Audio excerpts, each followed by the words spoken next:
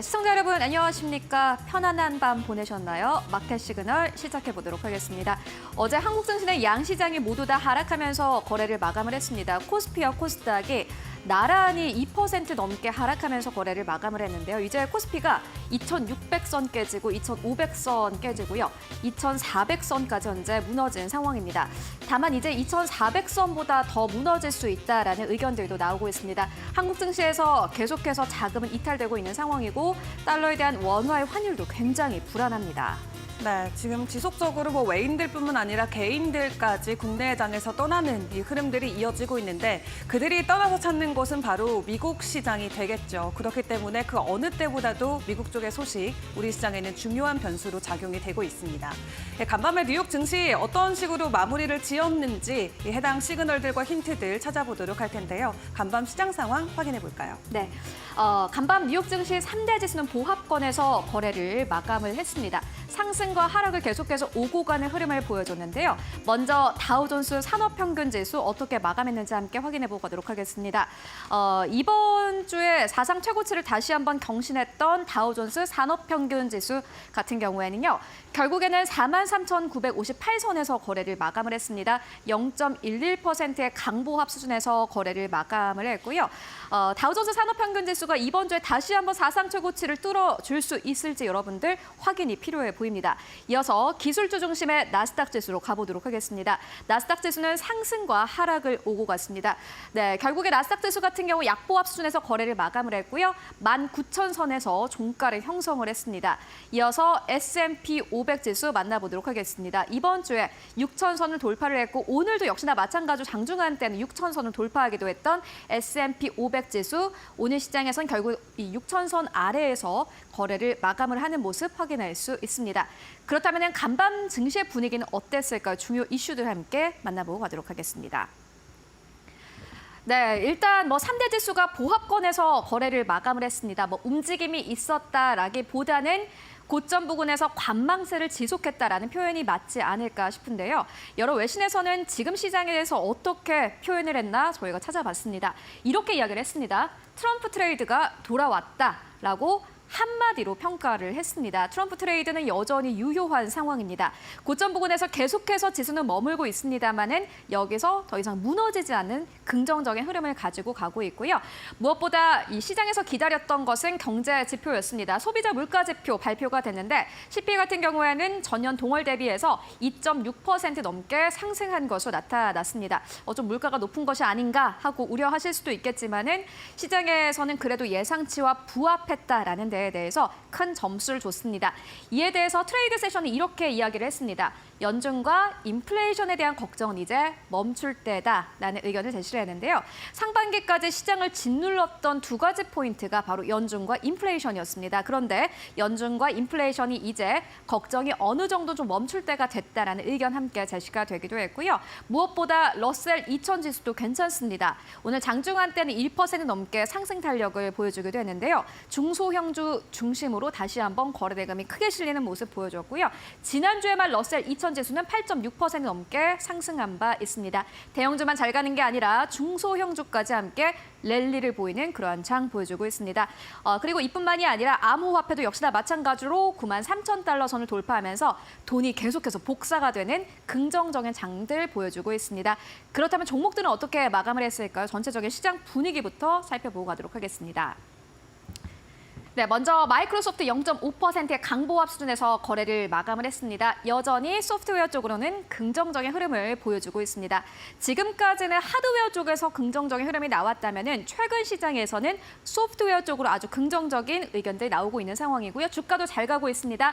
어도비 1.6% 넘게 상승세, 팔란티어 1.8% 넘게 상승 탄력을 보였고요. 다만 아쉬운 점은 있습니다. 반도체 쪽으로는 계속해서 하락세 나타나고 있는데요. 필라델피아 반도체 지수 다시 한번 하락으로 거래를 마감을 했고요. 한국 증시에 다시 한번 오늘 악영향 줄 가능성 커 보입니다. 엔비디아입니다. 1% 가깝게 하락하면서 거래를 마감을 했고요. AMD도 2% 넘게 하락세, 퀄컴도 1.5% 넘게 하락세 보여주기도 했습니다. 그리고 은행주 같은 경우에는 상승 탄력을 보였던 종목들이 더 많았던 것 같습니다. JP모건 체이스 같은 경우에는 장중 내내 내내 상승세를 유지하긴 했지만은 결국에는 장 마지막까지 상승세를 그대로 유지했고요. 1% 넘게 상승세 그리고 버크셔 해스웨이도 역시나 마찬가지로 강보합 수준에서 다만 뭐 신용평가사 그리고 카드사 같은 경우에는 하락세로 거래 마감한 모습 함께 확인하실 수 있습니다. 네, 이어서 아마존 같은 경우에는 2.4% 넘게 상승세 그리고 결국에 테슬라가 상승으로 전환하면서 거래를 마감을 했습니다. 1% 가깝게 상승하면서 거래 마감했고요. 알파벳 같은 경우 1.3% 넘게 하락세, 메타가 0.4% 하락세. 가는 종목만 계속해서 잘 가고 있습니다. 그렇다면 빅테크 기업들 어떠한 이슈가 있었을까요? 함께 만나보도록 하겠습니다. 네, 먼저 엔비디아입니다. 엔비디아는 이제 실적 발표가 얼마 남지 않았습니다. 어떠한 실적을 발표를 할지 현재 시장에서는 굉장히 기다리고 있는데요. 마켓워치는 이렇게 이야기를 했습니다. 반도체 실적이 그리 강하지가 않다라는 의견을 제시하기도 했습니다. 다음 주 어떠한 실적을 내놓을지, 시장의 예상치를 뛰어넘는 서프라이즈한 실적을 내놓을지 혹은 시장의 예상치보다 약간 좀 밑도는 실적을 내놓을지 이 부분에 따라서 앞으로 반도체 기업들의 주가 흐름이 달라질 것으로 보여지고요. 이어서 애플입니다. 에버코어가 간밤에 극찬을 내놓았습니다. 애플이 2025년 최고의 선택이 될 것이다 라는 의견을 제시하기도 했고요. 상승 탄력을 강하게 가지고 갔습니다. 아마존도 역시나 마찬가지로 이슈가 있었습니다. CNBC의 보도가 나왔고요. 한 언론사의 단독 보도로 계속해서 후발 보도가 이어지기도 했습니다. 비밀 프로젝트가 중단됐다라면서 가정용 난임 추적기의 개발 프로젝트가 중단됐다라는 소식이 들려왔습니다. 다만 이 이슈 같은 경우에는 아주 큰 이슈는 아닙니다. 이제 소비 시즌이 시작이 되죠. 블랙 프라이데이 얼마 남지 않았는데 아마존의 주가 함께 상승 탄력을 받아가기도 했습니다. 이어서 반도체 기업들의 주가 흐름 함께 만나보도록 하겠습니다. 한국 증시가 계속해서 빠지는 데에는 결국에는 미국 증시 안에서 반도체 기업들의 부진도 역시나 마찬가지로 이유가 될 것 같은데요. 간밤에 다시 한번 굉장히 부진했습니다. 쉬어가는 걸까요? 아니면은 이제 하드웨어 쪽이 아니라 소프트웨어 쪽으로 주도주가 변화하는 걸까요? 여러분들 이러한 변화 시기에 있어서 주가의 흐름을 그 어느 때보다도 예민하게 반응해 보실 필요가 있을 것 같습니다. AMD 같은 경우에는 뭐 간밤에 이슈가 한 가지 있었습니다. 전체 인력의 4%, 전 세계 인력의 4%를 해고하겠다. 약 1,000명 정도라고 합니다. 해고 소식이 있었고요. 이에 따라서 AMD 리사수는 이렇게 이야기를 했습니다. 성장 기회를 맞춰서 인력을 조정하는 것이다 라는 의견을 함께 제시하기도 했습니다. 이에 따라서 반도체 쪽, GPU 쪽이 약간 좀 삐끗하는 거 아니야? 라는 걱정이 나왔습니다. AMD는 엔비디아에 이어서 두 번째로 큰 GPU 생산 업체이기 때문입니다. 특히나 앞서서 AMD는 이렇게 이야기를 했습니다. AI가 우리에게 정말 큰 기회다 라는 의견을 제시한 바 있는데 그런데 AMD는 이렇게 인력 해고 소식을 전했습니다. 앞으로 성장세가 지속되지 못하는 걸까요? AMD의 주가 하락세 나왔고요. 엔비디아의 주가도 하락세 나왔고 마벨 테크놀로지도 역시나 마찬가지로 주가 급락하면서 거래 마감했습니다. 이와 관련된 기업들의 주가 흐름도 함께 확인해 보도록 하겠습니다. 네, M7 기업들 같은 경우는 약간 좀 선별적인 흐름을 보여주기도 했습니다.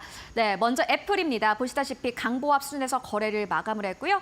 다만 오랫동안 선거 기간 동안 쉬어갔던 애플의 주가 여전히 긍정적인 흐름을 가지고 가는 듯 합니다. 이어서 다음 기업 만나보도록 하겠습니다.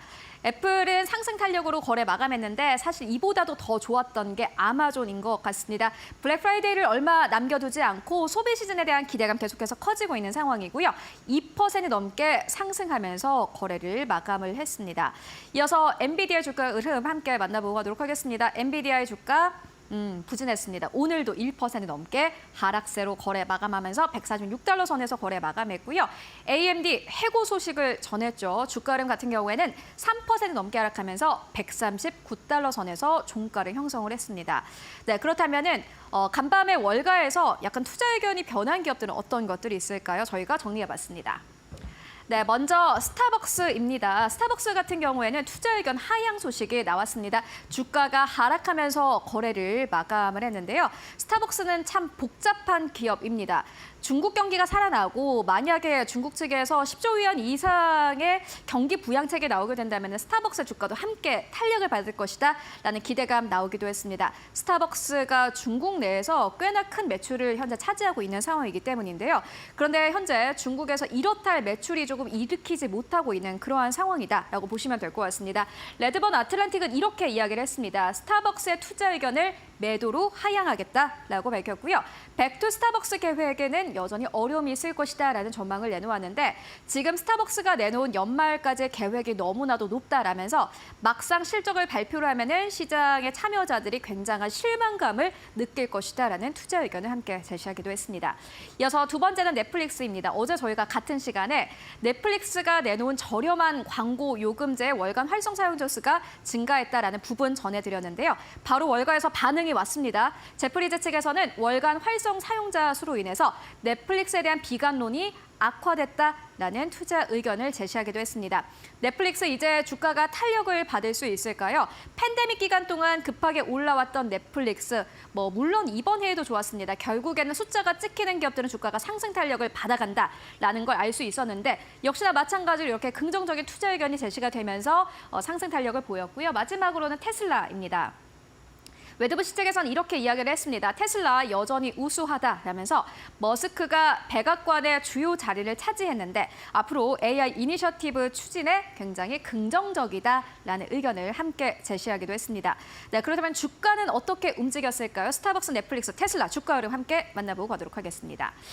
네, 일단은 부진했던 기업들도 있고 상승했던 기업들도 있습니다. 먼저 스타벅스입니다. 1% 넘게 상승하면서 거래를 마감을 했습니다. 장중 내내 하락세를 이어가던 스타벅스, 결국은 장 막판에는 상승 탄력 받으면서 거래를 마감을 했고요. 이어서 다음 기업 만나보도록 하겠습니다. 네, 다음 기업은 넷플릭스입니다. 1% 넘게 상승하면서 거래를 마감을 했습니다. 강보합 1% 넘게 상승하면서 $830 선에서 거래를 마감을 했고요. 이어서 테슬라의 주가 흐름 함께 만나보고 가도록 하겠습니다. 사실 놀라운 것은 테슬라입니다. 오늘 장중 내내 계속해서 하락세를 유지하던 테슬라, 반발 매수세가 강력하게 들어왔습니다. 테슬라에 대한 투자자들의 신뢰도가 얼마인지를 확인할 수 있는 그러한 장이기도 했는데요. 0.5% 넘게 상승하면서 $330 선에서 종가를 형성했습니다. 네, 이어서 간밤 특징주들도 함께 만나보고 가도록 하겠습니다. 네, 먼저 실적을 발표한 기업들부터 만나보고 가실까요? 스포티파이입니다. 실적을 발표를 했는데 4분기 실적이 정말 좋았습니다. 전망치를 웃돌았고요. 월간 활성 사용자 수가 전년 동기 대비해서 11% 넘게 증가했다고 합니다. 주가 당연히 반응이 왔고요. 그리고 최근 뉴욕 증시에서 절대 빼놓을 수 없는 테마 업종이 있습니다. 바로 우주항공 쪽인데요. 로켓랩입니다. 일단 종목명에 로켓이 들어갑니다. 정말 최근 들어서 급격한 상승 탄력을 보여주기도 했는데 그런데 로켓랩은 지금까지 부진한 실적으로 인해서 주가가 계속해서 좀 부진한 흐름을 보여왔습니다. 그런데 간밤에 발표했던 매출 같은 경우에는요. 전년 동기 대비해서 55% 넘게 증가했다고 합니다. 물론 여전히 주당 순손실을 기록하고 있는 그러한 기업이긴 하지만은 시장의 점수는 후했습니다. 성장했네라는 요 한 가지만으로도 주가는 상승 탄력을 보였고요. 리비안입니다. 리비안 같은 경우에는 이슈가 한 가지 있었습니다. 간밤에 폭스바겐과 58억 달러의 합작 투자를 발표하기도 했습니다. 테슬라가 올라가는 사이에 리비안 같은 경우는 사실 주가가 크게 탄력을 받지 못했는데 테슬라 올라가면서 오히려 최근 시장에서는 리비안에 대한 투자 의견이 함께 상향 조정되고 있는 상황이고요. 여전히 사업은 순항 중인 듯합니다. 이렇게 폭스바겐과 함께 합작 투자를 발표하면서 주가 크게 탄력을 받았습니다. 다만 좀 부진했던 기업도 있습니다. 스피릿 에어라인즈인데요. 월스트리트 저널에 한 가지 보도가 나왔습니다. 경쟁사 프론티어 그룹 홀딩스와의 합병이 실패될 것이다. 몇 주 안에 스피릿 에어라인즈 같은 경우에는 파산 위험도 있다라는 이 보도가 나왔고요. 이와 함께 주가가 하락 흐름을 보였습니다. 카바그룹 같은 경우에도 역시나 마찬가지로 시장의 예상치를 웃도는 실적을 발표하면서 상승 탄력을 받았고요. 이 부진한 실적을 발표했던 메이플베어 하락으로 거래 마감했습니다. 관련된 종목들의 주가 흐름 함께 만나보도록 하겠습니다. 네, 일단 상승했던 기업들 같은 경우는 상승 탄력이 꽤나 깊었는데요. 스포티파이입니다. 11% 넘게 상승 탄력 받으면서 긍정적인 실적에 반응을 했고요. 이어서 다음 기업 만나보도록 하겠습니다. 네, 이어서 리비안입니다. 13% 넘게 상승 탄력 받으면서 거래를 마감을 했습니다. 보시다시피 종가가 $12 선에서 거래 마감했고요. 다음 기업 함께 만나보시죠. 네, 로켓랩입니다. 28% 넘게 상승 탄력을 받았습니다. 긍정적인 실적과 함께 주가 탄력 강하게 가지고 갔고요. 그래서 네 번째 기업 함께 만나보시죠. 네, 로켓랩에 이어서 스피릿 에어라인즈 같은 경우는 보시다시피 주가가 59% 넘게 하락하면서 거래를 마감을 했습니다. 하방에 대한 제한이 없는 뉴욕 증시 이렇게 부정적인 소식에는 굉장히 급격한 급락 흐름을 보여주기도 했고요. 메이플베어 같은 경우는 11% 넘게 하락하면서 43달러 선에서 종가를 형성했습니다. 지금까지 뉴욕 증시 마감 상황 함께 살펴봤습니다.